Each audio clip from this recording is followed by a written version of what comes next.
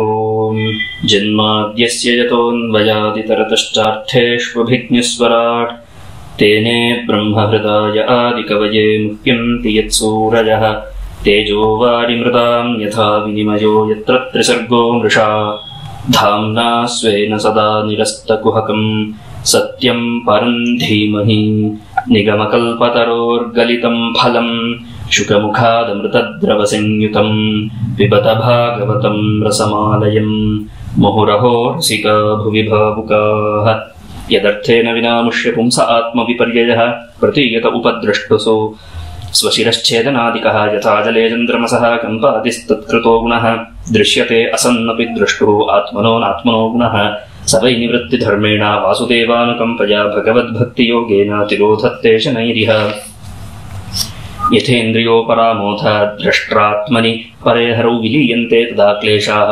ಸಂಸುಪ್ತಸ್ಯೇವ ಕೃತ್ಸ್ನಶಃ ಅಶೇಷ ಸಂಕ್ಲೇಶ ಶಮಂ ವಿಧತ್ತೆ ಗುಣಾನುವಾದ ಶ್ರವಣಂ ಮುರಾರೇಃ ಕುತಃ ಪುನಸ್ತಚ್ಚರಣಾರವಿಂದ ಪರಾಗಸೇವಾ ರತಿರಾತ್ಮಲಬ್ಧಃ ವಿದುರ ಉವಾಚ ಸಂಚಿನ್ನ ಸಂಶಯೋ ಮಹ್ಯಂ ತವ ಸೂಕ್ತಾಸಿನಾ ವಿಭೋ ಉಭಯತ್ರಾಪಿ ಭಗವನ್ ಮನೋ ಮೇ ಸಂಪ್ರಥಾವತಿ ಸಾಧ್ವೇ ತದ್ವ್ಯಾಹೃತಂ ವಿದ್ವನ್ ಆತ್ಮಮಾಯಾಯನಂ ಹರೇಃ ಆಭಾತ್ಯ ಪಾರ್ಥಂ ನಿರ್ಮೂಲಂ ವಿಶ್ವಮೂಲಂ ನ ಯದ್ಬಹಿಃ ಯಶ್ಚ ಮೂಢತಮೋ ಲೋಕೆ ಯಶ್ಚ ಬುದ್ಧೇಃ ಪರಂಗತಃ ತಾವುಭೌ ಸುಖಮೇಧೇತೆ ಕ್ಲಿಶ್ಯತ್ಯಂತರಿತೋ ಜನಃ ಅರ್ಥಾಭಾವಂ ವಿನಿಶ್ಚಿತ್ಯ ಪ್ರತೀತಸ್ಯಾಪಿ ನಾತ್ಮನಃ ತಂಚಾಪಿ ಯುಷ್ಮಚ್ಚರಣಸೇವಯಾಹಂ ಪರಾಣುದೆ ಯತ್ಸೇವಯಾ ಭಗವತಃ ಕೂಟಸ್ಥಸ್ಯ ಮಧುದ್ವಿಷಃ ರತಿರಾಸೋ ಭವೇತ್ ತೀವ್ರಃ ಪಾದಯೋರ್ವ್ಯಸನಾರ್ದನಃ ದುರಾಪಾಶಲ್ಪತಪಸಃ ಸೇವಾ ವೈಕುಂಠವರ್ತ್ಮಸು ಯತ್ರೋಪಗೀಯತೆ ನಿತ್ಯಂ ದೇವದೇವೋ ಜನಾರ್ದನಃ ಸೃಷ್ಟ್ವಾಗ್ರೇ ಮಹದಾದೀನಿ ಸವಿಕಾರಾಣ್ಯನುಕ್ರಮಾತ್ ತೇಭ್ಯೋ ವಿರಾಜಮುದ್ರತ್ಯಾದಮನುಪ್ರಾವಿಶದ್ವಿಭುಃ ಯಮಾಹುರಾದ್ಯಂ ಪುರುಷಂ ಸಹಸ್ರಾಂಘ್ರೂರುಬಾಹುಕಂ ಯತ್ರ ವಿಶ್ವೇ ಇಮೇ ಲೋಕಾಃ ಸವಿಕಾಸಂ ಸಮಾಸತೆ ಯಸ್ಮಿನ್ ದಶವಿಧಃ ಪ್ರಾಣಸ್ಯೇಂದ್ರಿಯಾರ್ಥೇಂದ್ರಿಯಸ್ತ್ರಿವೃತ್ ತ್ವಯೇರಿತೋ ಯತೋ ವರ್ಣಾಃ ತದ್ವಿಭೂತಿರ್ಪದಸ್ಪನಃ ಯತ್ರ ಪುತ್ರೈಶ್ಚ ಪೌತ್ರೈಶ್ಚ ನಪ್ತ್ರಭಿಃ ಸಹ ಗೋತ್ರಜೈಃ ಪ್ರಜಾ ವಿಚಿತ್ರಾಕೃತಯಃ ಆಸನ್ಯಾಭಿರಿತಂ ತತಂ ಪ್ರಜಾಪತೀನಾಂ ಸಪತಿಃ ಚತುರ್ಪೇಕಾನ್ ಪ್ರಜಾಪತೀನ್ ಸರ್ಗಾಂಶ್ಚೈವಾನುಸರ್ಗಾಂಶ್ಚ ಮನೂನ್ಮನ್ವಂತರಾಧಿಪಾನ್ ಏತೇಷಾಮಪಿ ವಂಶಾಂಶ್ಚ ವಂಶಾನುಚರಿತಾನಿ ಚ ಉಪರ್ಯಧಶ್ಚ ಯೇ ಲೋಕಾ ಭೂಮೇರ್ಮಿತ್ರಾತ್ಮಜಾಸತೆ ತೇಷಾಂ ಸಂಸ್ಥಾಂ ಪ್ರಮಾಣಂಚ ಭೂರ್ಲೋಕಸ್ಯ ಚ ವರ್ಣಜ ತಿರ್ಯಂಮಾನುಷದೇವಾನಾಂ ಸರೀಸೃಪಪತತ್ರಿಣಾಂ ವದನಃ ಸರ್ಗಸಂವ್ಯೂಹಂ ಗಾರ್ಭಸ್ವೇದದ್ವಿಜೋದ್ಭಿದಾಂ. ಶ್ರೀಕೃಷ್ಣ ಪರಂಜ್ಯೋತಿಷೇ ನಮಃ. ಶ್ರೀಮದ್ಭಾಗವತಾನುಸಂಧಾನದ ಸರಣಿಯಲ್ಲಿ ವಿದುರ ಮೈತ್ರೇಯರ ಸಂವಾದ. ವಿದುರನು ಭಗವನ್ ಮಾಯೆಯ ಬಗ್ಗೆ, ಭಗವಂತನ ಲೀಲಾವತಾರವನ್ನು ಹೇಗೆ ಅರ್ಥ ಮಾಡಿಕೊಡ್ಬೇಕು, ನಿರ್ಗುಣನಾಗಿದ್ದರೂ ಸಗುಣ ಪ್ರಪಂಚದಲ್ಲಿರುವಂತಹ ಭಗವಂತ ಅಜನಾಗಿದ್ದರೂ ಅನೇಕಾನೇಕ ಜನ್ಮಗಳನ್ನು ಪಡೆಯುತ್ತಾನೆ, ನಿರ್ಲಿಪ್ತನಾಗಿದ್ದರೂ ಸಹ ನಮ್ಮಂತೆಯೇ ಹುಟ್ಟು ಬೆಳವಣಿಗೆ ಕ್ಲೇಶಗಳು ತೊಂದರೆಗಳು ಇತ್ಯಾದಿಗಳೆಲ್ಲ ಸಿಲುಕಿ ಹಾಕಿಕೊಳ್ತಾನಲ್ಲ, ಇದೆಲ್ಲ ಹೇಗೆ ಎಂಬುದಾಗಿ ವಿದುರನ ಪ್ರಶ್ನೆಯಾಗಿತ್ತು. ಆ ಪ್ರಶ್ನೆಗೆ ಉತ್ತರ ರೂಪದಲ್ಲಿ ಮೈತ್ರೇಯರು ಸೇಯಂ ಭಗವತೋ ಮಾಯಾ, ಇದೇಪ ಭಗವಂತನ ಮಾಯೆ ಎಂಬುದಾಗಿ ಹೇಳಿದ್ರು. ಆ ಮಾಯೆಯನ್ನ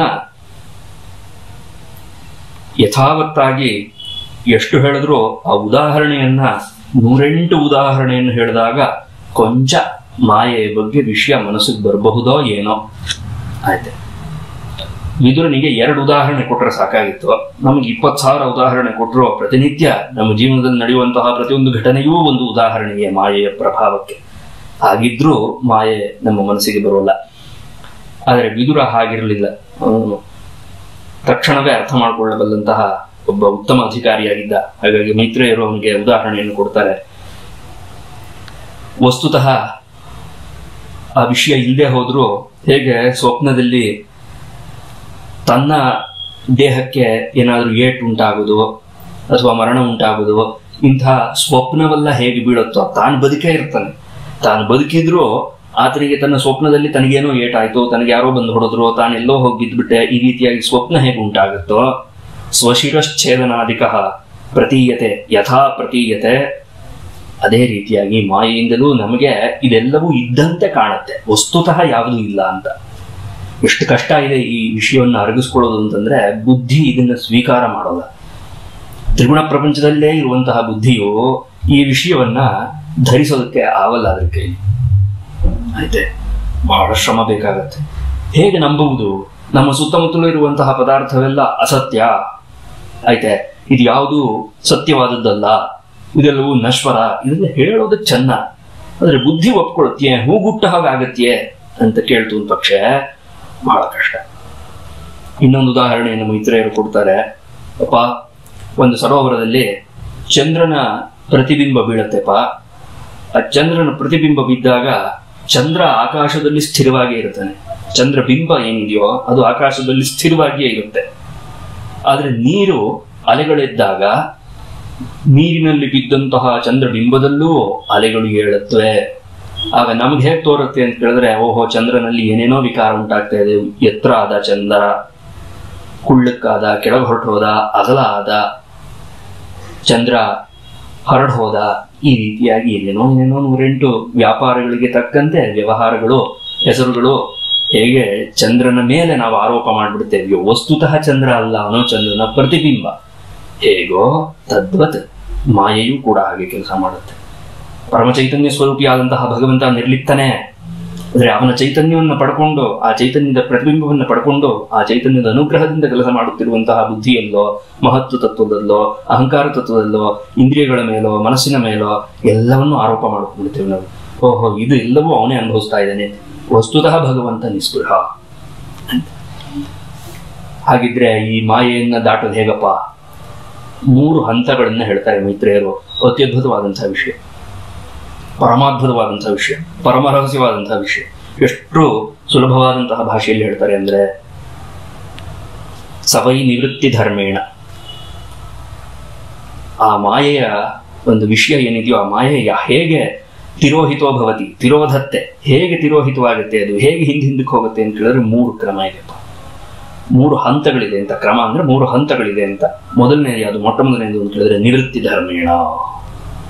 ಶಂಕರ ಭಗವತ್ಪಾದರು ತಮ್ಮ ಗೀತಾಭಾಷ್ಯದ ಆರಂಭದಲ್ಲಿ, ಉಪೋದ್ಘಾತದಲ್ಲಿ, ದ್ವಿವಿಧೋ ಹಿ ಧರ್ಮ ಭಗವತ ಅತ್ರ ಉಪದಿಷ್ಟ ಎಂಬುದಾಗಿ ಈ ಒಂದು ಸಾಲನ್ನ ಹೋಲುವಂತಹ ಒಂದು ವಾಕ್ಯವನ್ನ ಆದೇಶಪಡಿಸ್ತಾರೆ. ಒಂದು ಪ್ರವೃತ್ತಿ ಧರ್ಮ, ಮತ್ತೊಂದು ನಿವೃತ್ತಿ ಧರ್ಮ, ಎರಡೇ ಧರ್ಮ. ಧರ್ಮೋಪದೇಶವನ್ನ ಮಾಡಿದ ಧರ್ಮಕ್ಷೇತ್ರ ಅಂತ ಅಲ್ವೇ ಶುರುವಾಗುವುದು ಭಗವದ್ಗೀತೆ. ಏನದು ಧರ್ಮ ಅಂತ ಕೇಳಿದ್ರೆ, ದ್ವಿವಿಧೋ ಹಿ ಧರ್ಮ ಅತ್ರ ಉಪದಿಷ್ಟ. ಯಾವ್ದ್ಯಾವುದು? ಒಂದು ಪ್ರವೃತ್ತಿ ಧರ್ಮ, ಮತ್ತೊಂದು ನಿವೃತ್ತಿ ಧರ್ಮ. ನಿವೃತ್ತಿ ಧರ್ಮ ಅರ್ಥಾತ್ ಮೋಕ್ಷ. ಆ ನಿವೃತ್ತಿ ಧರ್ಮ ಬರಬೇಕು, ಅದೊಂದಿದ್ರೆ ಸಾಕೆ. ಅಥವಾ ನಿವೃತ್ತಿಯ ಕಡೆಗೆ ನಮಗೆ ಒಂದು ಮನಸ್ಸು ಉಂಟಾಗಬೇಕು, ಮುಮುಕ್ಷ ಅಂತ ಇಟ್ಕೊಳ್ಳೋಣ ಒಂದ್ ವೇಳೆ. ಹಾಗಿದ್ರೆ ಮುಮುಕ್ಷ ಒಂದು ಇದ್ಬಿಟ್ರೆ ಸಾಕೆ, ಎಲ್ಲವೂ ಸಿದ್ಧಿ ಆಗತ್ತೆ ಅಂತ ಕೇಳಿದ್ರೆ ಇಲ್ಲ, ಆಗಲ್ಲಪ್ಪ. ವಾಸುದೇವಾನುಕಂಪಯ, ಭಗವಂತನ ಅನುಕಂಪೆ ಇರಬೇಕು, ಭಗವಂತನ ಅನುಗ್ರಹ ಇರಬೇಕು, ಭಗವಂತನ ದಯೆ ಇರಬೇಕು, ಕರುಣೆ ಇರಬೇಕು. ಆಯ್ತು, ಇದೆರಡಿದ್ರಾಗ್ಬಿಡತ್ತೆ ಅಂತ ಕೇಳಿದ್ರೆ ಭಗವದ್ ಭಕ್ತಿ ಯೋಗೇನ, ತೀವ್ರೇಣ ಭಕ್ತಿ ಯೋಗೇನ.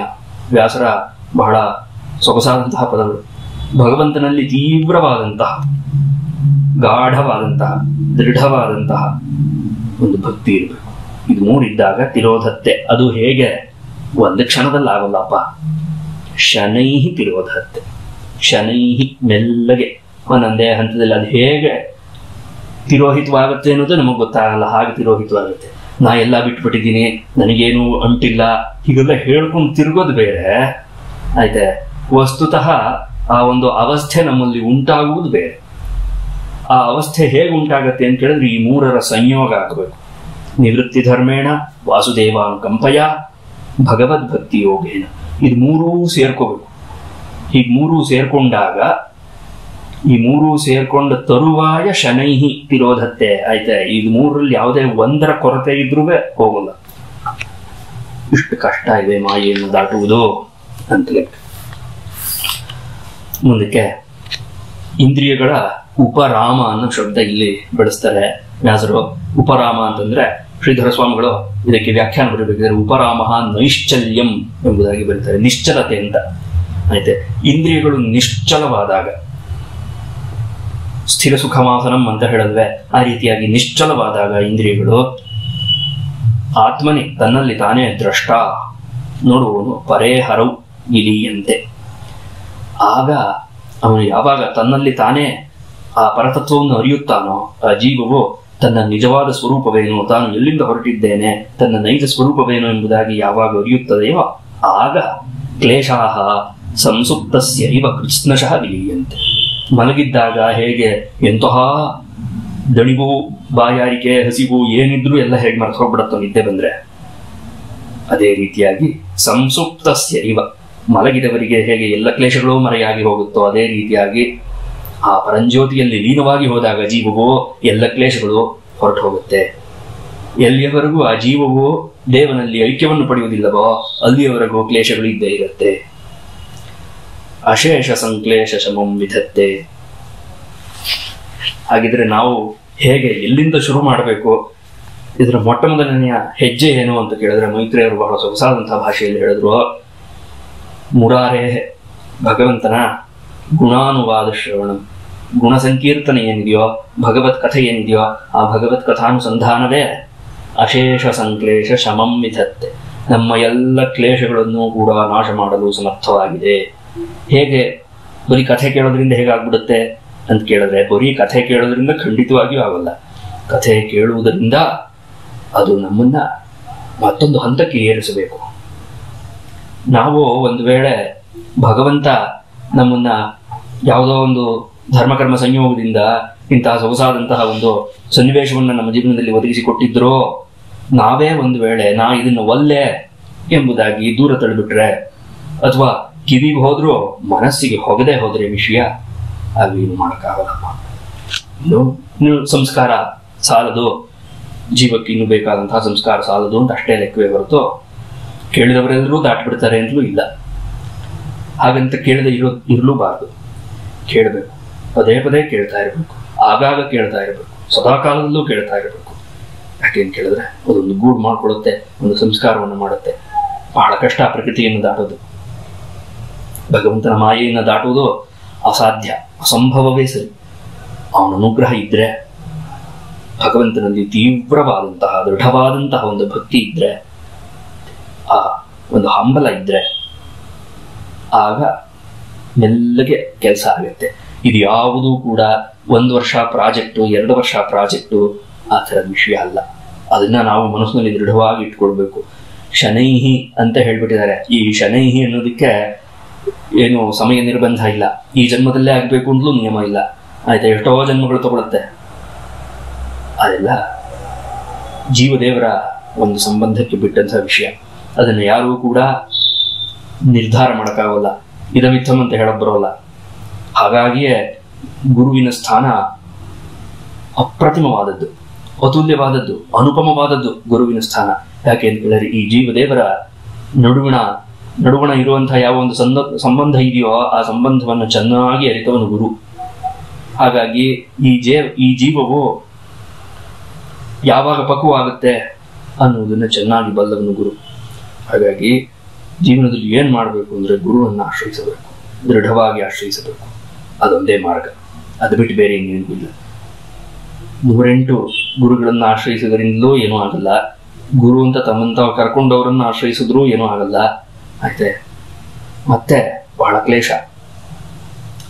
ಹಾಗೆಲ್ಲ ಇರೋದ್ರಿಂದ ಪ್ರತಿನಿತ್ಯ ನಾವೇನ್ ಮಾಡಬಹುದು ಅಂತ ಕೇಳಿದ್ರೆ, ಆ ಒಂದು ಹಂಬಲದಿಂದ ಭಗವಂತನಲ್ಲಿ ಅನನ್ಯವಾದ ಮನಸ್ಸಿನಿಂದ ಪ್ರಾರ್ಥನೆ ಮಾಡ್ಕೊಳ್ಬಹುದು. ಪ್ರಭೋ, ನೀನೇ ದಾರಿಯನ್ನು ತೋರಿಸ್ಬೇಕು ಅಂತ. ಕುತಃ ಪುನಸ್ತಚ್ಚರಣಾರವಿಂದ ಪರಾಗ ಸೇವಾ ರತಿರಾತ್ಮಲಬ್ಧ ಇತ್ಯಾದಿಯಾಗಿ ಹೇಳಿದ್ರು. ಇದನ್ನು ಕೇಳಿ ವಿದುರನಿಗೆ ತುಂಬಾ ಸಂತೋಷವಾಗೋಯಿತು. ತಡೆಯಲಾರದು ಸಂತೋಷ ವಿದುರನಿಗೆ. ಎಷ್ಟೋ ಸಂತುಷ್ಟನಾಗೋದ ವಿದುರ ಅಂತಂದ್ರೆ, ಸಂಚಿನ್ನ ಸಂಶಯೋ ಮಹ್ಯಂ, ನನ್ನ ಸಂಶಯವೇನಿತ್ತೋ ಅದೆಲ್ಲವೂ ಕೂಡ ಪರಿಹಾರವಾಗೋಯಿತು. ಮಹಾಪ್ರಭೋ ತವ ಸೂಕ್ತಾಸಿನ, ನಿಮ್ಮ ಮಾತು ಎಂಬಂತಹ ಕತ್ತಿಯಿಂದ ನನ್ನ ಸಂಶಯವೆಲ್ಲವೂ ತುಂಡರಿಸಿ ಬಿದ್ದು ಹೋಯಿತು. ಈಗ ಯಾವ ಸಂಶಯವೂ ಇಲ್ಲ. ಈಗ ಉಭಯತ್ರಾಪಿ ಭಗವನ್ ಮನೋಮೇ ಸಂಪ್ರಸಾವತಿ, ಎರಡೂ ವಿಷಯದಲ್ಲೂ ನನ್ನ ಮನಸ್ಸು ನೆಲೆ ನಿಂತಿದೆ ಇವಾಗ ಎಂಬುದಾಗಿ ಹೇಳ. ನಷ್ಟೋ ಮೋಹ ಸ್ಮೃತಿರ್ಲಬ್ಧ ತತ್ಪ್ರಸಾದಾನ್ಮಯಾಚ್ಯುತ ಎಂಬುದಾಗಿ ಅರ್ಜುನ ಹೇಳಿಲ್ವೇ ಕಡೆಯಲ್ಲಿ, ಗೀತೆಯ ಕಡೆಯಲ್ಲಿ. ಅದೇ ರೀತಿಯಾಗಿ ವಿದುರ ಮೈತ್ರೇಯರಿಗೆ ಹೇಳ್ತಾ ಇದ್ದಾನೆ, ಉಭಯತ್ರಾಪಿ ಭಗವನ್ ಮನೋಮೇ ಸಂಪ್ರಧಾವತಿ, ಎರಡೂ ವಿಷಯದಲ್ಲೂ ನನ್ನ ಮನಸ್ಸು ಸಂಪ್ರಧಾವತಿ, ಸ್ಥಿರವಾಗಿ ನಿಂತ್ಕೊಳ್ತಾ ಇದೆ ಅಂತ ಲೆಕ್ಕ. ಯದ್ಯಪಿ ಧಾವತಿ ಎನ್ನುವ ಕ್ರಿಯಾಪದ ಇದ್ರೂ ಅಲ್ಲಿ ಉಪಸರ್ಗ ಯೋಗಾತ್ ಅರ್ಥಾಂತರಂ ಕುರುತೆ. ಆಯ್ತೆ, ಆಗಿರೋದ್ರಿಂದ ಸಂಪ್ರಧಾವತಿ ಅಂತಂದಾಗ ಸ್ಥಿರವಾಗಿ ನಿಂತ್ಕೊಂಡಿದೆ. ಸಗುಣ ಬ್ರಹ್ಮವನ್ನು ನಿರ್ಗುಣ ಬ್ರಹ್ಮವನ್ನು ಎರಡನ್ನೂ ಕೂಡ ನಾನು ಇಂದು ಅರ್ಥ ಮಾಡಿಕೊಳ್ಳಬಲ್ಲೆ, ಎಲ್ಲವೂ ನಿಮ್ಮ ಕೃಪೆಯಿಂದ ಎಂಬುದಾಗಿ ಹೇಳಿದ. ಆತ್ಮಮಾಯಾಯನಂ ಹರೇಹೆ, ಎಂಥ ಸೊಗಸಾದಂತಹ ಪದ ಅಂತಂದ್ರೆ, ಈ ರೀತಿಯಾದಂತಹ ಪದಪ್ರಯೋಗ ಕೇವಲ ವ್ಯಾಸರು ಮಾತ್ರ ಮಾಡೋಕ್ಕೆ ಸಾಧ್ಯ. ಬೇರೆ ಇನ್ಯಾರ ಕೈಲೂ ಈ ರೀತಿಯಾದಂತಹ ಶಬ್ದ ಪ್ರಯೋಗ ಮಾಡೋದಕ್ಕೆ ಸಾಧ್ಯವಿಲ್ಲ. ಹರೇ ಭಗವತಃ, ಭಗವಂತನ ಆತ್ಮ ಮಾಯ ಅಯನಂ, ಯಥಾ ರಾಮಾಯಣಂ ಅನ್ಬೇಕಿದ್ರೆ ಅಯನ ಶಬ್ದ ಇದೆಯೋ ಅದೇ ರೀತಿಯಾಗಿ ಭಗವಂತನದೇ ಆದಂತಹ ಒಂದು ಮಾಯೆ ಏನಿದೆಯೋ ಆ ಆತ್ಮ ಮಾಯೆಯ ಅಯನ ಮಾರ್ಗವನ್ನ ತಾವು ಇಷ್ಟು ಹೊತ್ತು ದೀರ್ಘಕಾಲ ನಮಗೆ ತಿಳಿಸಿಕೊಟ್ಟರಿ.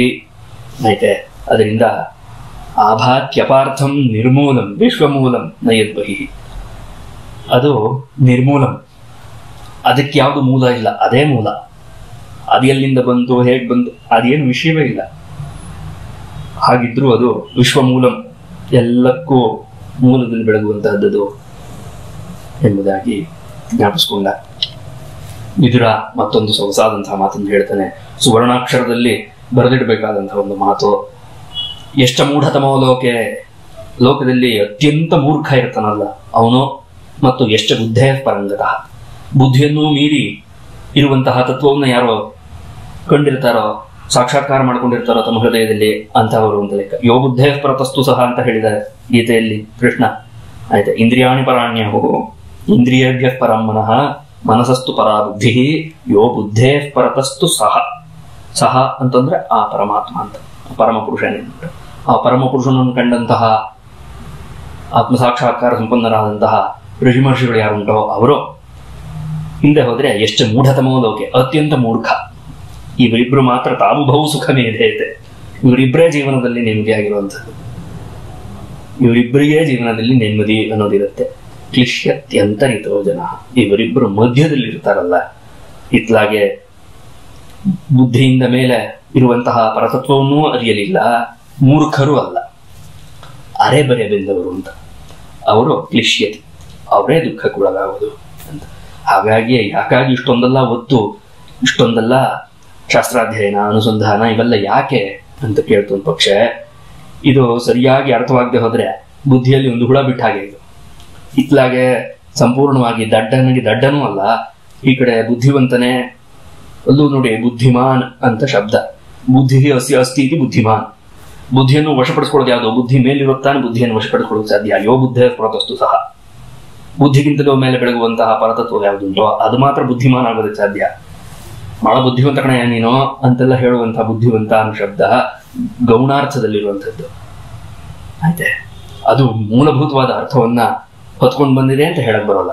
ಮೂಲಭೂತವಾಗಿ ಬುದ್ಧಿಮಾನ್ ಯಾರು ಅಂತ ಕೇಳಿದ್ರೆ ಭಗವಂತ ಒಬ್ಬನೇ, ಪರಮ ಪುರುಷನೊಬ್ಬನೇ. ಯಾಕಂದ್ರೆ ಯೋ ಬುದ್ಧೇ ಪರತಸ್ತು ಸಹ, ಯಾವುದರ ಮೇಲಿರುತ್ತೋ ಅದು ತನ್ನ ಕೆಳಗಿರೋದನ್ನ ತನ್ನ ಹಿಡಿತದಲ್ಲಿ ಇಟ್ಕೊಂಡಿರುತ್ತೆ. ಬುದ್ಧಿ ಅಸ್ತಿ ಇತಿ ಬುದ್ಧಿಮಾನ್. ಆಯ್ತು, ಹಾಗಿರೋದ್ರಿಂದ ಹೀಗೆ ಬುದ್ಧಿಯಲ್ಲಿ ಒಂದು ನಿಶ್ಚಯ ಬರಬೇಕು. ಹಾಗೆ ಬರಬೇಕು ಅಂತ ಆದ್ರೆ ಏನಾಗಬೇಕು? ಆ ಬುದ್ಧಿಗೂ ಮೇಲಿರುವಂತಹ ಪರತತ್ವವನ್ನು ಅರಿಯಬೇಕು. ಮುಂದಕ್ಕೆ ಅರ್ಥಾಭಾವಂ ವಿನಿಶ್ಚಿತ್ಯ ಪ್ರತೀತಸ್ಯಾಪಿ ಆತ್ಮನಃ. ಈ ರೀತಿಯಾಗಿ ಇಷ್ಟೆಲ್ಲ ವಿಷಯವನ್ನ ನಾನು ಹೇಗೆ ತಿಳ್ಕೊಂಡೆ ಅಂತ ಕೇಳಿದ್ರೆ, ಯುಷ್ಮಚ್ಚರಣ ಸೇವೆಯ ಎಂಬುದಾಗಿ ವಿದುರ ಹೇಳಿದ. ತಮ್ಮ ಪಾದ ಸೇವೆಯಿಂದ, ತಮ್ಮ ಬಳಿ ಬಂದಿದ್ದರಿಂದ ನನಗೆ ಈ ವಿಷಯವೆಲ್ಲವೂ ತಿಳಿಯಿತು. ಯಾವುದನ್ನು ಸೇವಿಸುವುದರಿಂದ, ಯಾರನ್ನ ಭಜನೆ ಮಾಡುವುದರಿಂದ, ಯಾವ ವಿಷಯವನ್ನು ಆಲಿಸುವುದರಿಂದ, ಅನುಸಂಧಾನ ಮಾಡುವುದರಿಂದ ಕೂಟಸ್ಥನಾದಂತಹ ಸದಾಕಾಲದಲ್ಲೂ ಬೆಳಗುವಂತಹ ಆ ಪರಮ ಪುರುಷನ ವಿಷಯದಲ್ಲಿ ತೀವ್ರವಾದಂತಹ ಒಂದು ಭಕ್ತಿ ಅನ್ನುವಂಥದ್ದು ಉಂಟಾಗುತ್ತೋ ಅದನ್ನು ತಾವುಗಳು ತಿಳಿಸ್ಕೊಡ್ಬೇಕು. ದುರಾಪಾಹ್ಯಲ್ಪ ತಪಸ್ಸ ಅಂಥದ್ದು ಅಲ್ಪ ತಪಸ್ಸು ಯಾರಿಗಿರುತ್ತೋ ಅವ್ರ ಕೈಲಿ ಅದನ್ನು ಪಡ್ಕೊಳಕ್ ಸಾಧ್ಯ ಇಲ್ಲ. ಆ ವೈಕುಂಠದ ಮಾರ್ಗ ಏನಿದೆಯೋ, ವೈಕುಂಠ ಅಂತಂದ್ರೆ ನಾಮ ಶಂಖ ಚಕ್ರ ಆ ರೀತಿಯಾಗಿ ಕಲ್ಪನೆ ತಗೊಳ್ಬಾರ್ದು ಮನಸ್ಸಿಗೆ. ವಿಕುಂಠ ಅಂತಂದ್ರೆ ಎಲ್ಲೂ ಅಡೆತಡೆ ಇಲ್ಲದಿರುವುದು ಅಂತ ಲೆಕ್ಕ. ಕೆಳಗೆ ಜಾರಿ ಬೀಳುವುದಕ್ಕೆ ಎಲ್ಲೂ ಅವಕಾಶವಿಲ್ಲದೆ ಇರುವಂತಹ ಸ್ಥಾನವನ್ನು ವೈಕುಂಠ ಅಂತ ಕರೀತಾರೆ. ಅಂತಹ ಒಂದು ಜಾಗದಲ್ಲಿ ನಾವು ನೆಲೆ ನಿಲ್ಲಬೇಕು ಅಂತಾದ್ರೆ ಭಗವಂತನ ಒಂದು ಗುಣಗಾನವನ್ನು ನಾವು ಶ್ರವಣ ಮಾಡಬೇಕು ಎಂಬುದಾಗಿ ಅರ್ಥ. ಮುಂದಕ್ಕೆ ವಿದುರ ಇನ್ನೂ ಕೆಲವು ಪ್ರಶ್ನೆಗಳನ್ನು ಕೇಳುವುದಕ್ಕೆ ಪೀಠಿಕೆಯನ್ನ ಹಾಕ್ತಾನೆ. ಅಗ್ರೇ ಸೃಷ್ಟಿ ಆರಂಭದಲ್ಲಿ ಮಹತ್ವ, ಬುದ್ಧಿ, ಅಹಂತತ್ವ ಇತ್ಯಾದಿ ಎಲ್ಲ ತತ್ವಗಳನ್ನು ಸೃಷ್ಟಿ ಮಾಡಿ ತಾನೇ ಅದರಲ್ಲಿ ಅನುಪ್ರಾವಿಶತ್ ಅದರೊಳಗೆ ಪ್ರವೇಶ ಮಾಡಿ ವಿರಾಜ ಪುರುಷನಾಗಿ ಈ ಸಹಸ್ರಾಕ್ಷನೋ ಸಹಸ್ರಬಾಹುವೋ ಸಹಸ್ರಪದನೋ ಆಗಿ ಯಾವ ಭಗವಂತನೋ ಈ ವಿಶ್ವವನ್ನೆಲ್ಲ ವ್ಯಾಪಿಸಿದ್ದಾನೋ ಅವನಲ್ಲೇ 10 ಪ್ರಾಣಗಳು, ಏಕಾದಶ ಇಂದ್ರಿಯಗಳು, ತ್ರಿಗುಣಗಳು ಎಲ್ಲವೂ ಕೂಡ ತಾವು ಹೇಳಿರುವಂತೆ ಅವನದೇ ಸ್ವರೂಪ. ಆಯ್ತೆ. ವರ್ಣಾಶ್ರಮ ಧರ್ಮಗಳು, ಈ ವರ್ಣಗಳೆಲ್ಲವೂ ಎಲ್ಲಿಂದ ಬಂದವು ಅಂತ ಹೇಳಿದ್ರೆ ಭಗವಂತನಿಂದ ಬಂದವು. ಅದಷ್ಟೇ ಉತ್ತರ. ಯಾರೋ ಕೂತ್ಕೊಂಡು ಬರೋದ್ರು ಅನ್ನುವಂಥ ವಿಷಯ ನಮ್ಮ ಬುದ್ಧಿಯಿಂದ ಹೋಗಬೇಕು. ಅದೆಲ್ಲ ಕಸ. ಹೇಗೇಗೋ ಎಲ್ಲೆಲ್ಲೋ ಏನೇನೋ ಓದ್ಬಿಟ್ಟು ನಮ್ಮ ಬುದ್ಧಿಯಲ್ಲಿ ಕಸ ತುಂಬಿಕೊಂಡ್ಬಿಟ್ಟಿದೆ. ಆಯ್ತೆ. ವರ್ಣ ವ್ಯವಸ್ಥೆ, ಭಾರತೀಯ ವರ್ಣ ವ್ಯವಸ್ಥೆ ಅನ್ನೋದು ಎಲ್ಲಿಂದ ಬಂತು ಅಂತ ಕೇಳಿದ್ರೆ ಯಾವುದೋ ಪುಸ್ತಕದಿಂದ ಬಂದಿದ್ದಲ್ಲ, ಯಾರೋ ಪ್ರವಚನಕಾರರು ಹೇಳಿದಿಂದ ಬಂದಿದ್ದಲ್ಲ, ಯಾರೋ 10 ಜನ ವ್ಯಕ್ತಿಗಳು ಒಂದು ಸಂಪುಟ ಮಾಡ್ಕೊಂಡ್ಬಿಟ್ಟು ಆಯ್ತೆ ಒಂದು ಗುಂಪು ಕಟ್ಕೊಂಡ್ಬಿಟ್ಟು ಬರ್ದಿರುವಂತಹ ವಿಷಯವಲ್ಲ. ಎಲ್ಲಿಂದ ಬಂತು ಅಂದ್ರೆ ಸೃಷ್ಟಿ ಸಹಜವಾಗಿ ಬಂದಿದೆ. ಯಾವುದು ಸೃಷ್ಟಿ ಸಹಜ ಅಂದ್ರೆ ಭಗವಂತನಿಂದ ಬಂದಿದೆ. ಬ್ರಾಹ್ಮಣೋ ಸಿಂಹಮಾಸೀತ್ ಅಂತ ಹೇಳ್ತಾನೆ ಇರ್ತಾರೆ. ಯಾವ ಬಾಯಲ್ಲಿ ಬ್ರಾಹ್ಮಣೋ ಸಿಂಹಮಾಸೀತ್ ಎಂಬಂತಹ ಪುರುಷ ಸೂಕ್ತದ ವಾಕ್ಯವನ್ನು ಹೇಳ್ತಾರೋ ಅದೇ ಬಾಯಲ್ಲಿ ಮುಂದಕ್ಕೆ ಹೋಗಿ ಭಾರತೀಯ ಪರಂಪರೆಯಲ್ಲಿ ಈ ವರ್ಣ ವ್ಯವಸ್ಥೆ ಅನ್ನುವಂಥದ್ದು ಸರಿ ಇಲ್ಲ ಎಂಬುದಾಗಿಯೂ ಹೇಳ್ತಾರೆ. ಅದರ ಅರ್ಥ ಏನು ಅಂತ ಕೇಳಿದ ಪಕ್ಷ ವಿಷಯದ ಸರಿಯಾದ ತಿಳುವಳಿಕೆ ಇಲ್ಲ ಅಂತ. ಬಾಯಲ್ಲಿ ಆಡಿದ್ದರ ಮಾತಿಗೆಲ್ಲ ಒಳಗಡೆ ಒಂದು ಅರ್ಥ ಆಡಬೇಕಲ್ವೇ? ಹಾಗಿದ್ದಾಗ ಮಾತ್ರ ಶಬ್ದಾರ್ಥಗಳಿಗೆ ಒಂದು ಅನ್ಯೋನ್ಯವಾದ ಸಂಬಂಧ ಇರುತ್ತೆ. ಈ ಅನ್ಯೋನ್ಯವಾದ ಸಂಬಂಧವನ್ನೇ ಮಹಾಕವಿ ಕಾಳಿದಾಸ ಪ್ರಾರ್ಥನೆ ಮಾಡಿದ್ದು. ವಾಗರ್ಥಾವಿವ ಸಂಪೃಕ್ತವೂ ವಾಗರ್ಥ ಪ್ರತಿಪತ್ತಯೇ. ಆಯ್ತು. ವಾಕ್ ಮತ್ತು ಅರ್ಥಗಳು ಹೇಗೆ ಒಂದನ್ನೊಂದು ಬಿಡದೆ ಯಾವಾಗಲೂ ಒಟ್ಟಿಗೆ ಇರತ್ತೋ ಅದೇ ರೀತಿಯಾಗಿ ಒಟ್ಟಿಗೆ ಇರೋರು ಯಾರು? ಶಿವಪಾರ್ವತಿಯರು, ಜಗತಃ ಪಿತರವು, ಜಗನ್ಮಾತಾಪಿತೃಗಳು. ಅವರಿಗೆ ನಾನು ನಮಿಸುತ್ತೇನೆ. ಏನಕ್ಕಾಗಿ ನಮಸ್ಕಾರ ಮಾಡ್ತಿದ್ಯಪ್ಪ? ವಾಗರ್ಥ ಪ್ರತಿಪತ್ತಯೇ.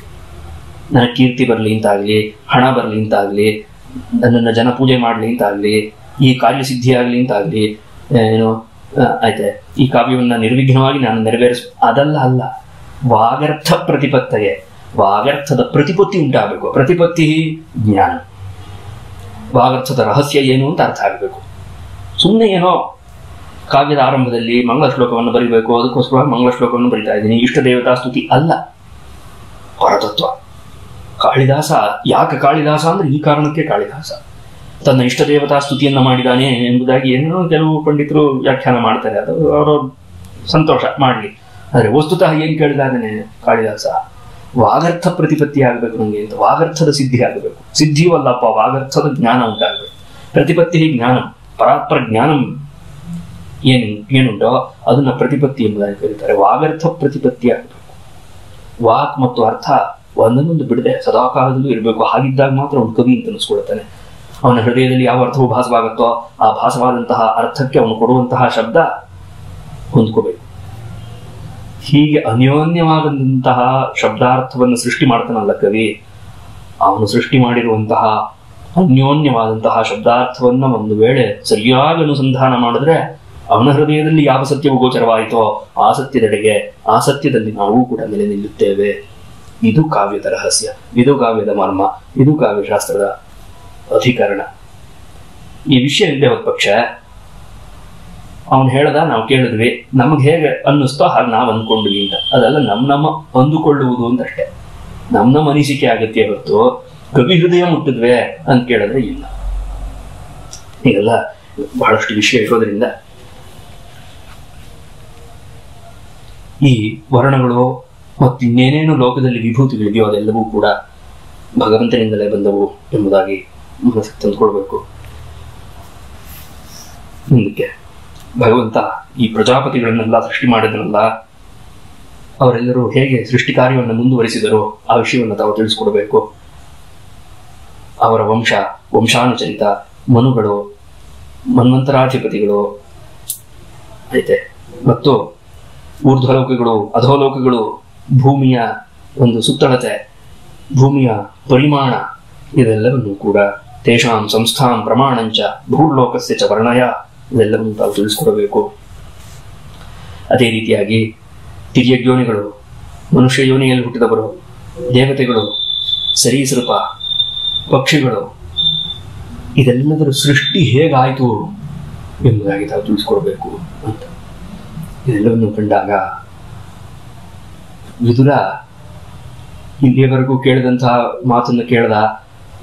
ಅವನಿಗೆ ಆತ್ಮ ಸಾಕ್ಷಾತ್ಕಾರಕ್ಕೆ ಏನು ವಿಷಯ ಬೇಕಿತ್ತೋ ಅಷ್ಟೆಲ್ಲ ಇದೆ, ಸ್ವತಃ ಸಂಪನ್ನನಾದವನು ಇದನ್ನೆಲ್ಲ ಯಾಕೆ ಕೇಳ್ತಾ ಇದ್ದಾನೆ ಅಂತ ಆಶ್ಚರ್ಯವಾಗಬಹುದು. ಯಾಕಪ್ಪ ಅಂತ ಕೇಳಿದ್ರೆ ಯೋಮಾಂ ಪಶ್ಯತಿ ಸರ್ವತ್ರ. ಆಯ್ತೆ, ಈ ಮಾತನ್ನ ಮರೆಯೋ ಹಾಗಿಲ್ಲ. ಗೀತೆಯಲ್ಲಿ ಶ್ರೀಕೃಷ್ಣನು ಅರ್ಜುನನಿಗೆ ಉಪದೇಶ ಮಾಡಿದ್ದು ಯೋಮಾಂ ಪಶ್ಯತಿ ಸರ್ವತ್ರ ಸರ್ವಂಚ ಮೈ ಪಶ್ಯತಿ.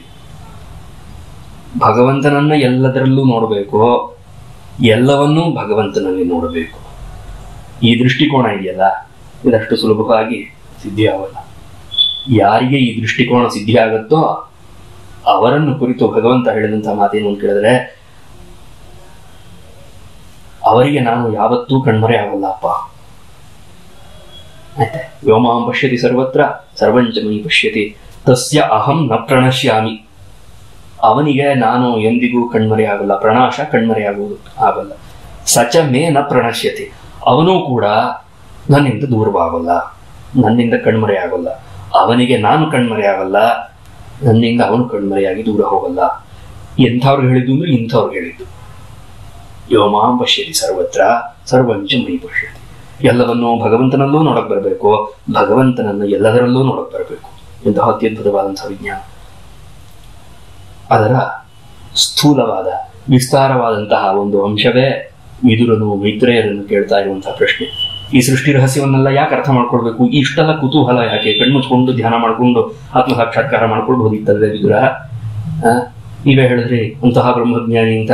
ಬ್ರಹ್ಮಜ್ಞಾನಿ ಅದೊಂದಿಗೆ ಈ ಪ್ರಪಂಚದ ವಿಷಯ ಅಲ್ಲ ಯಾಕೆ ಬೇಕು, ಪ್ರಪಂಚದ ವಿಷಯ ಬೇಕು, ಯಾಕಾಗಬೇಕು ಅಂತ ಕೇಳಿದ್ರೆ, ಈ ಸೃಷ್ಟಿಯೆಲ್ಲವೂ ಹೇಗಾಗಿದೆ, ಈ ಸೃಷ್ಟಿಯ ರಹಸ್ಯವೇನು, ಈ ಸೃಷ್ಟಿಯ ಹಿಂದೆ ಕೆಲಸ ಮಾಡುತ್ತಿರುವಂತಹ ಆ ಭಗವತ್ ಶಕ್ತಿಯನ್ನ ಕಾಣುವ ಬಗೆ ಹೇಗೆ ಎಂಬಂತಹ ಸೃಷ್ಟಿ ಮರ್ಮವನ್ನು ಅರಿಯುವುದಕ್ಕೋಸ್ಕರವಾಗಿ ನಮ್ಮ ಋಷಿ ಮಹರ್ಷಿಗಳು ಸೃಷ್ಟಿ ಜ್ಞಾನಿಗಳಾದರು, ಸೃಷ್ಟಿ ವಿಜ್ಞಾನಿಗಳಾದರು, ಪ್ರಕೃತಿ ಜ್ಞಾನಿಗಳಾದರು, ಪ್ರಕೃತಿ ವಿಜ್ಞಾನಿಗಳಾದರು. ಕೇವಲ ಭೌತಿಕವಾದ ದೃಷ್ಟಿಕೋನ ಮಾತ್ರದಿಂದಲೇ ವೇದವೆಲ್ಲ ಬಂದಿಲ್ಲ. ಬಹಳಷ್ಟು ಜನ ಹೇಳ್ತಾರೆ ವೇದದಲ್ಲಿ ಇಲ್ಲದೆ ಇರುವಂತಹ ವಿಷಯವೇ ಇಲ್ಲ, ಎಲ್ಲ ವಿಷಯವೂ ವೇದದಲ್ಲಿದೆ ಅಂತ. ಎಲ್ಲ ವಿಷಯವೂ ವೇದದಲ್ಲಿದೆ, ಹೌದು. ಯಾವ ದೃಷ್ಟಿಕೋನದಲ್ಲಿದೆ ಅನ್ನೋದನ್ನು ಅರ್ಥ ಮಾಡ್ಕೊಳ್ಬೇಕಲ್ವೇ? ಭೂತಶಾಸ್ತ್ರವೂ ಇದೆ, ಫಿಸಿಕ್ಸು, ಮ್ಯಾಥ್ಸು, ಕೆಮಿಸ್ಟ್ರಿ ಎಲ್ಲವೂ ಪ್ರತಿಯೊಂದು ವೇದದಲ್ಲಿದೆ ಅಂತ ಮಾತ್ರಕ್ಕೆ ಆಯಾಯ ಅಂಶವನ್ನು ಮಾತ್ರ ಹೆಕ್ಕಿ ಈಚೆ ತೆಗೆದಿಟ್ಟುಬಿಟ್ಟು ನಮ್ಮ ವೇದದಲ್ಲಿ ಎಲ್ಲವೂ ಇದೆ ಅಂತ ಹೇಳೋದ್ರಿಂದ ಯಾವ ದೊಡ್ಡ ಪುರುಷಾರ್ಥ ಸಿದ್ಧಿ ಆಯ್ತು? ಅದೆಲ್ಲ ಯಾಕಾಗಿದೆ ಅನ್ನುವಂಥ ರಹಸ್ಯವನ್ನು ಅರ್ಥ ಮಾಡ್ಕೊಳ್ಬೇಡ್ದೆ. ಯಾವ ಮೂಲದಿಂದ ಬಂದಿದೆ ಅಲ್ಲ, ಯಾವ ಅಭಿಪ್ರಾಯದಿಂದ ಋಷಿ ಮಹರ್ಷಿಗಳು ಆ ವಿಷಯವನ್ನೆಲ್ಲ ಹೇಳಿದ್ರು. ಆಯ್ತೆ, ಅಣು, ಪರಮಾಣು, ಪ್ರಸರೇಣು, ದ್ವೇಣುಕ, ಇದೆಲ್ಲ ವಿಷಯ ನಮ್ಮ ಶಾಸ್ತ್ರದಲ್ಲೇ ಇದೆ ಅಂತ ನಾವು ಗತಕಾಲದ ವೈಭವನ್ನ ಹೇಳ್ಕೊಳ್ಳೋದ್ರಲ್ಲಿ ಏನೋ ಪುರುಷಾರ್ಥ ಇಲ್ಲ, ಅದರಲ್ಲೇನೋ ದೊಡ್ಡ ಮಾತಿಲ್ಲ. ಇದೆಲ್ಲ ಯಾಕಾಗಿ ಬಂದಿದೆ? ಯಾವ ದೃಷ್ಟಿಕೋನದಿಂದ ಋಷಿ ಮಹರ್ಷಿಗಳು ಇವನ್ನೆಲ್ಲವನ್ನು ನೋಡಿದರು? ಕೇವಲ ಭೌತಿಕದಲ್ಲಿ ನಿಂತ್ಕೊಳ್ಬೇಡಿಪ್ಪ. ಆಯ್ತೆ, ಹೊರಗಿನ ಪ್ರಪಂಚದಲ್ಲಿ, ಪಂಚಭೂತಾತ್ಮಕವಾದ ಪ್ರಪಂಚದಲ್ಲಿ ಏನ್ ಕಾಣುತ್ತೋ ಅದನ್ನೇ ಸತ್ಯ, ಅದೇ ಹೀಗಾದದ್ದು, ಅದನ್ನು ಬಿಟ್ರೆ ಮತ್ತೊಂದಿಲ್ಲ ಅಂತೆಲ್ಲ ಅನ್ಕೊಳ್ಳುವಂಥದ್ದು ಮೂರ್ಖರ ಮಾತು. ಪ್ರಪಂಚವೆಲ್ಲ ಮೌಢ್ಯದಿಂದ ಆ ನೇರದಲ್ಲಿ ಮುಂದಕ್ಕೆ ಹೋಗ್ತಾ ಇದ್ರೆ ನಾವು ಕೂಡ ನಮ್ಮ ನಿಜವಾಗ್ಲೂ ನಮ್ಮ ಅಪ್ಪನ ಆಸ್ತಿ ಅಲ್ವೇ ಅದು? ಒಳಗಡೆ ಕೂತೀನಲ್ಲ ಭಗವಂತ, ಅವನಲ್ವೇ ನಮ್ಮಪ್ಪ, ಅವನ ಆಸ್ತಿ ಅಲ್ವೇ ವೇದ ಅದು? ಬಹಳಷ್ಟು ಜನ ಕೇಳ್ತಾರೆ, ನಿಮ್ಮಪ್ಪನ ಮನೆ ಆಸ್ತಿ ಏನು ಹೋಗುತ್ತೆ? ವೇದವನ್ನು ನಾವು ಈ ರೀತಿಯಾಗಿ ಅದರಲ್ಲಿ ಸಂಶೋಧನೆ ಮಾಡಿ ಈ ವಿಷಯವನ್ನೆಲ್ಲ ನಮ್ಮಪ್ಪಂದೇ ಆಸ್ತಿ ಅದು ಅಂತ. ಆಯ್ತೆ, ಅದಿರೋದ್ರಿಂದ ವೇದದಲ್ಲಿರುವ ರಹಸ್ಯವನ್ನೆಲ್ಲ ಲೋಕಕ್ಕೆಲ್ಲ ಬಿಚ್ಚಿಡ್ಬೇಕು ಅಂದ್ರೆ ಇಡಬೇಕು. ಹಾಗೆ ಒಳಗಿರುವ ವಿಷಯವನ್ನು ಈಚೆ ಇಡಬೇಕು ಅಂತಂದಾಗ ಒಂದು ಜವಾಬ್ದಾರಿ ಬೇಕಾಗುತ್ತೆ. ಅತ್ಯುತ್ಕೃಷ್ಟವಾದ, ಅತ್ಯಮೂಲ್ಯವಾದಂತಹ ಯಾವುದೋ ಒಂದು ಪದಾರ್ಥ ನಮ್ಮ ಬಳಿ ಇದೆ ಅಂತ ಆದ್ರೆ ಅದನ್ನ ಲೋಕದ ಮುಂದೆ ಇಡಬೇಕಿದ್ರೆ ಅದಕ್ಕೆ ಬೇಕಾದಂತಹ ಒಂದು ಜವಾಬ್ದಾರಿಯ ಜೊತೆ ಅದನ್ನ ಇಡ್ತೇವೆ. ನಮ್ಮ ಮಕ್ಕಳೇ ಆಗಿರಬಹುದು, ಸ್ವಂತ ಮಗನೇ ಆಗಿರಬಹುದು, ಅಥವಾ ಸ್ವಂತ ಮಗಳೇ ಆಗಿರಬಹುದು. ತಾಯಿಯಾದವಳು ಮೊಟ್ಟ ಮೊದಲನೇ ಬಾರಿಗೆ ತನ್ನ ಮಗಳಿಗೆ ಆಯ್ತೆ ಮೈಸೂರು ರೇಷ್ಮೆ ಸೀರೆ ಕೊಡಬೇಕಿದ್ದಾಗ ನಾನು ಬಹಳ ಜೋಪಾನ ನೋಡ್ಕೊಡಮ್ಮ, ಎಣ್ಣೆ ತಾಪದೇ ಇರೋ ಹಾಗೆ, ಆಯ್ತೆ ಇನ್ನು ಕರೆ ಆಗದೆ ಇರೋ ಹಾಗೆ, ಈ ರೀತಿಯಾಗೆಲ್ಲ ಯಾಕೆ ಜವಾಬ್ದಾರಿಯನ್ನು ಹೇಳ್ಕೊಡ್ಬೇಕು? ಕೊಡ್ಬೇಕು ಅಂದ್ರೆ ಕೊಟ್ಬಿಡ್ಬೇಕು ಅಲ್ವೇ ಅಂತ ಕೇಳಿದ್ರೆ, ಹಂಗೆ ಸುಮ್ಮನೆ ಕೊಟ್ಬಿಟ್ರೆ ಆ ವಿಷಯದ ಒಂದು ಆಗು ಹೋಗುಗಳ ಬಗ್ಗೆ, ಅದರ ಚೌಕಟ್ಟಿನ ಬಗ್ಗೆ, ಅದರ ಜವಾಬ್ದಾರಿಗಳ ಬಗ್ಗೆ ವಿಷಯವನ್ನು ಹೇಳದೆ ಹೋದ ಪಕ್ಷ ಆ ಪದಾರ್ಥ ಹಾಳಾಗಿ ಹೋಗ್ಬಿಡುತ್ತೆ. ಹಾಗಿರೋದ್ರಿಂದ ಆ ಪದಾರ್ಥವನ್ನು ಉಳಿಸ್ಬೇಕು ಅಂತ ಆದ್ರೆ ಏನ್ ಮಾಡಬೇಕು ಅಂತ ಕೇಳಿದ್ರೆ ಅದರ ಜವಾಬ್ದಾರಿ ಸಮೇತವಾಗಿ ಹೇಳಬೇಕು.